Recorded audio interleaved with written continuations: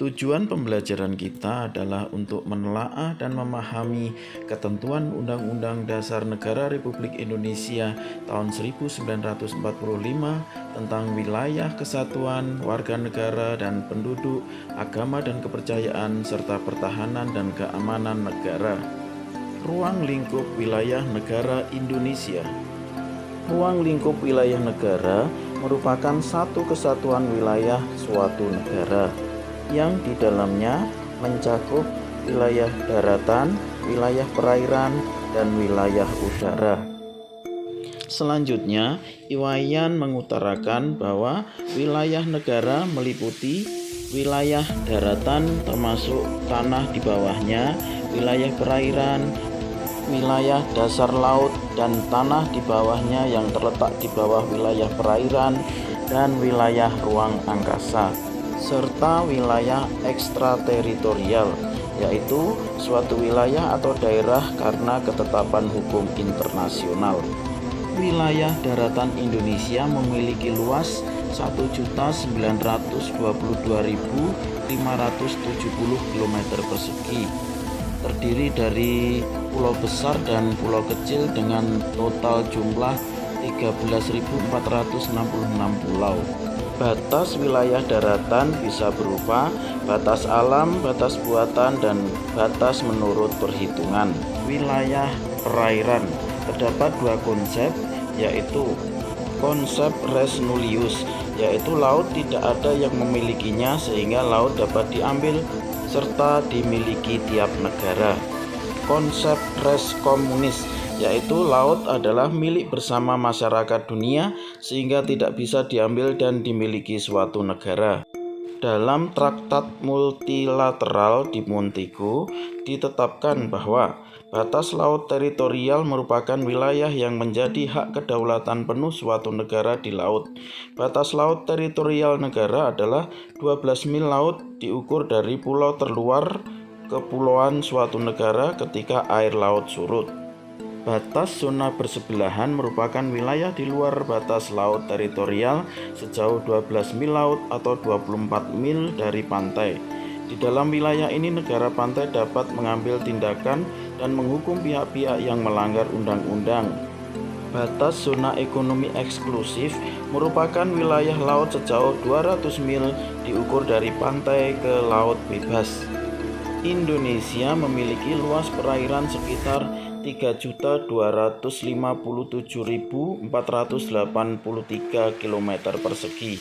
Ditegaskan dalam undang-undang bahwa perairan pedalaman Indonesia adalah semua perairan yang terletak pada sisi darat dari garis air rendah dari pantai-pantai Indonesia, termasuk ke dalamnya semua bagian dari perairan yang terletak pada sisi darat dari suatu garis penutup. Perairan kepulauan Indonesia adalah semua perairan yang terletak pada sisi dalam garis pangkal lurus kepulauan tanpa memperhatikan kedalaman atau jaraknya dari pantai.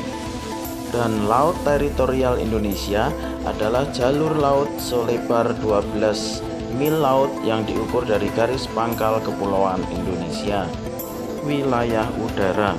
Budianto menyampaikan dua konsep, yaitu teori udara bebas, yaitu kebebasan ruang udara tanpa batas. Jadi ruang udara itu bebas dan dapat digunakan oleh siapapun. Tidak ada negara yang mempunyai hak dan kedaulatan di ruang udara.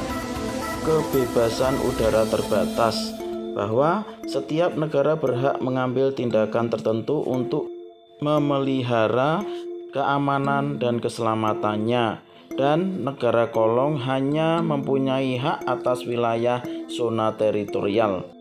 Kedua adalah teori negara berdaulat di udara, yaitu teori keamanan, menyatakan bahwa suatu negara mempunyai kedaulatan atas wilayah udaranya sampai yang diperlukan untuk menjaga keamanannya.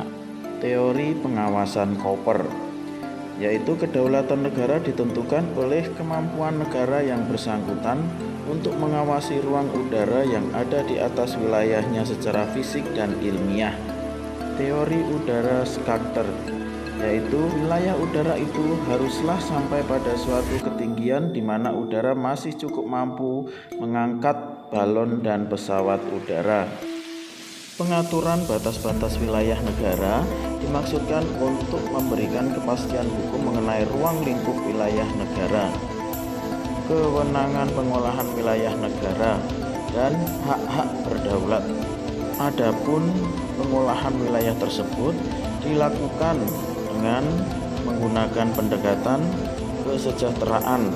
Artinya upaya-upaya pengelolaan wilayah negara hendaknya memberikan manfaat sebesar-besarnya bagi peningkatan kesejahteraan masyarakat yang tinggal di wilayah negara tersebut. Keamanan artinya pengelolaan wilayah negara untuk menjamin keutuhan wilayah dan kedaulatan negara serta perlindungan segenap bangsa. Dan pendekatan kelestarian lingkungan yang artinya pengelolaan wilayah negara harus memerhatikan aspek kelestarian lingkungan sebagai wujud dari pembangunan yang berkelanjutan. Nah, sekarang mari kita mencermati kewenangan pemerintah dalam mengelola dan memanfaatkan wilayah negara dan kawasan perbatasan. Hal ini telah tercantum di Undang-Undang Nomor 43 Tahun 2008 pada pasal 10 ayat 1, yaitu 1. Menetapkan kebijakan pengelolaan dan pemanfaatan wilayah negara dan kawasan perbatasan. 2. Mengadakan perundingan dengan negara lain mengenai penetapan batas wilayah negara sesuai dengan ketentuan peraturan perundang-undangan dan hukum internasional. 3. Membangun atau membuat tanda batas wilayah negara. Melakukan pendataan dan pemberian nama pulau dan kepulauan serta unsur geografis lainnya. Memberikan izin kepada penerbangan internasional untuk melintasi wilayah udara teritorial pada jalur yang telah ditentukan dalam peraturan perundang-undangan. Memberikan izin lintas damai kepada kapal-kapal asing untuk melintasi laut teritorial dan perairan kepulauan pada jalur yang telah ditentukan dalam perundang-undangan. Melaksanakan pengawasan di zona tambahan yang diperlukan untuk mencegah pelanggaran dan menghukum pelanggar peraturan perundang-undangan di bidang bea cukai, fiskal, imigrasi, atau saniter di dalam wilayah negara atau laut teritorial. Menetapkan wilayah udara yang dilarang dilintasi oleh penerbangan internasional untuk pertahanan dan keamanan. Membuat dan memperbarui peta wilayah negara dan menyampaikannya kepada Dewan Perwakilan Rakyat sekurang-kurangnya setiap 5 tahun sekali. Dan yang ke-10 adalah menjaga keutuhan, kedaulatan, dan keamanan wilayah negara serta kawasan perbatasan. Nah, selanjutnya mari kita melihat batas wilayah Republik Indonesia. Di sisi barat, Indonesia berbatasan dengan Samudra Hindia dan perairan negara India. Untuk daratan tidak ada negara yang berbatasan langsung. Di sisi timur, Indonesia pada perairan perbatasan dengan Samudra Pasifik dan negara Republik Palau, dan pada daratan dengan negara Papua Nugini. Pada sisi utara, Indonesia berbatasan dengan Malaysia di daratan, tepatnya di sebelah utara Pulau Kalimantan. Lalu di perairan berbatasan dengan 5 negara, yaitu Malaysia, Singapura, Thailand, Vietnam, dan Filipina. Sedangkan di sisi selatan, perairan Indonesia berbatasan dengan Samudra Hindia, Australia, dan Timor Leste. Sedangkan wilayah darat berbatasan dengan Timor Leste. Berikutnya kita akan mencermati kekuasaan negara atas kekayaan alam dalam wilayah Negara Kesatuan Republik Indonesia. Indonesia memiliki wilayah yang luas dengan kekayaan alam yang berlimpah. Semua kekayaan alam Indonesia merupakan anugerah tak ternilai dari Tuhan Yang Maha Esa. Oleh sebab itu, semua harus digunakan sebaik-baiknya dan dijaga agar dapat dinikmati generasi berikutnya. Dalam Undang-Undang Dasar Negara Republik Indonesia tahun 1945, pasal 33 ayat 2 dan 3 telah diatur bahwa cabang-cabang produksi yang penting bagi negara dan yang menguasai hajat hidup orang banyak dikuasai oleh negara. Kemudian bumi dan air dan kekayaan alam yang terkandung di dalamnya dikuasai oleh negara dan dipergunakan untuk sebesar-besarnya kemakmuran rakyat.